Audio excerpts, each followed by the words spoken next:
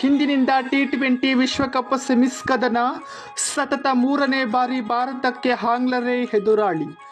ವಿಶ್ವಾದ್ಯಂತ ಕ್ರಿಕೆಟ್ ಪ್ರೇಮಿಗಳ ಕಣ್ಣು ಈಗ ಭಾರತ ಮತ್ತು ಇಂಗ್ಲೆಂಡ್ ನಡುವಿನ ಸೆಮಿಫೈನಲ್ ಪಂದ್ಯದ ಮೇಲೆ ನೆಟ್ಟಿದೆ.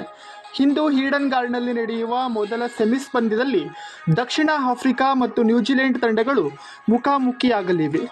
ಮಾರ್ಚ್ 5ರಂದು ನಡೆಯಲಿರುವ ಈ ಮಹತ್ವದ ಕದನಕ್ಕೆ ಮುನ್ನ ಟೀಂ ಇಂಡಿಯಾ ಪಾಳೆಯದಿಂದ ಒಂದು ಬಿಗ್ ಅಪ್ಡೇಟ್ ಹೊರಬಿದ್ದಿದೆ. ಆಂಗ್ಲರ ಪಡೆಯನ್ನು ಕಟ್ಟಿಹಾಕಲು ಸೂರ್ಯ ಪಡೆ ಈಗ ಸರ್ಪ್ರೈಸ್ ಅಸ್ತ್ರವೊಂದನ್ನು ಪ್ರಯೋಗಿಸಲು ಸಜ್ಜಾಗಿದೆ. ಕುಲದೀಪ್ ಎಂಟ್ರಿ, ವರುಣ್ಗೆ ಕೋಕ್. ಮೂಲಗಳ ಪ್ರಕಾರ ಈ ನಿರ್ಣಾಯಕ ಪಂದ್ಯಕ್ಕಾಗಿ ಭಾರತದ ಪ್ಲೇಯಿಂಗ್ 11ನಲ್ಲಿ ಒಂದು ಪ್ರಮುಖ ಬದಲಾವಣೆ ಬಹುತೇಕ ಖಚಿತ ಎನ್ನಲಾಗುತ್ತಿದೆ.